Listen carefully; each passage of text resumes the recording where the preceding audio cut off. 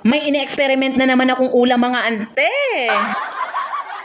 Ayun na nga mga ante, nagpainit muna ako ng mantika sa kawali. Pagkatapos nung mainit na yung mantika, nilagay ko na yung luya, sibuyas, at bawang. At nung lumabas na yung amoy ng mga yon, nilagay ko na rin yung Baguio beans. Yung Baguio beans pala, ganyang hiwa ang ginawa ko. Ayoko yung malalaking hiwa kasi parang nauumay ako. Gusto ko yung ganyang hiwa. Tapos nung habang ginigisa ko siya, tinimplahan ko na siya ng liquid seasoning. Tapos nung alam kong medyo palambot na siya, nilagay ko na rin yung gata. Nga pala mga ante, yung gata ko dito parang malabnaw. Parang nagdamihan ata ng lagay ng tubig nung nagpipiga. Ano ba yan?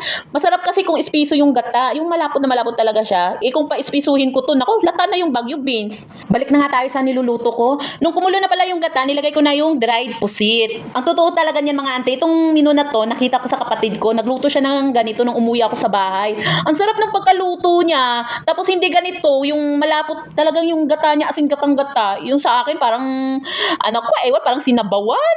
Nabitin kasi ako dun sa niluto ng kapatid ko mga auntie, kaya gumawa din ako ng version ko. Kaso yung sa akin, hindi gatang-gata, parang sinabawan ng kinalabasan. Pero okay lang, basta makain pa rin siya. Pero sabi ng partner ko, masarap naman daw. At dapat lang noon nasabihin niyang masarap, kasi kung hindi ko na siya lulutuan kahit kailan. Char. Ayun na nga mga ante, it's time to eat na. Ang ginawa ko ante, nilagyan ko ng sili para kahit papano may anghang naman. Ako kasi medyo mahilig sa maanghang mga ante, kaya gusto ko yung kinain ko medyo may anghang-anghang ba.